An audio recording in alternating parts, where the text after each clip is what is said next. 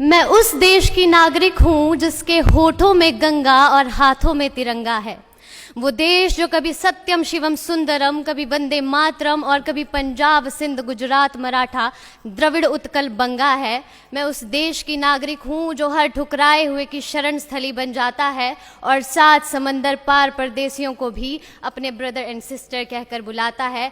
यही प्रेम की पूज्य भूमि भारतवर्ष कहलाता है, भारतवर्ष कहलाता है।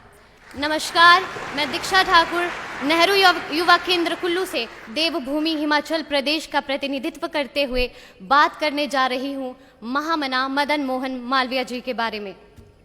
1857 की क्रांति की सफलता के बाद भारतीय जनमानस निराश सा हो गया था। ऐसे में 25 दिसंबर 1861 को तीर्थराज प्रयाग में बालक मदन मोहन का जन्म हुआ, जिन्होंने आगे चलकर न केवल भारतीय संस्कृति का संरक्षण किया वरन शिक्षा के द्वारा परंपरागत और आधुनिक ज्ञान विज्ञान से समान्वित विकास एवं प्रसार से पराधीन राष्ट्र के आत्मविश्वास और स्वाभिमान को बढ़ाया।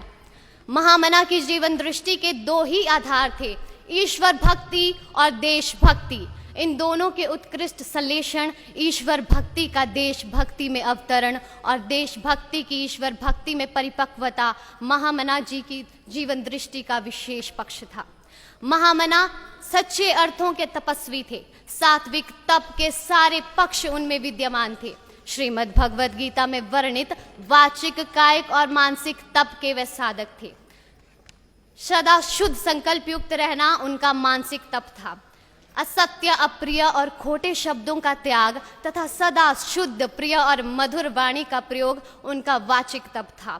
दूसरों की सहायता करना, समाज की सेवा करना और देश और जाति के लिए अपने शरीर पर होने वाले कष्टों की परवाह ना करना उनका शारीरिक तप था।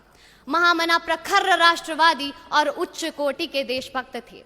वे जाति, भाषा, संप्रदाय और क्षेत्र के आधार पर भारतीयों के मध्य बढ़ते दुराव को समाप्त कर देश को एक शक्तिशाली राष्ट्र और संप्रभु देश के रूप में देखना चाहते थे। अपने इन्हीं सपनों को साकार रूप देने के लिए और शिक्षा के व्यापक प्रचार प्रसार के लिए महामना ने काशी में हिंदू विश्वविद्यालय की स्थापना की। इस विश्वविद्यालय की स्थापना से महामना की परिकल्पना ऐसे विद्यार्थियों को शिक्षा प्रदान कर देश की सेवा के लिए तैयार करने की थी जो आगे चलकर देश के मस्तक को गौरव से ऊंचा उठा सके। तो आइए आज हम सब भी ये प्रण लेते हैं कि हम आगे चलकर हर वो संभव कार्य करेंगे जिससे हमारे देश का मस्तक गौरव से ऊंचा हो सके। जय हिंद, जय भारत।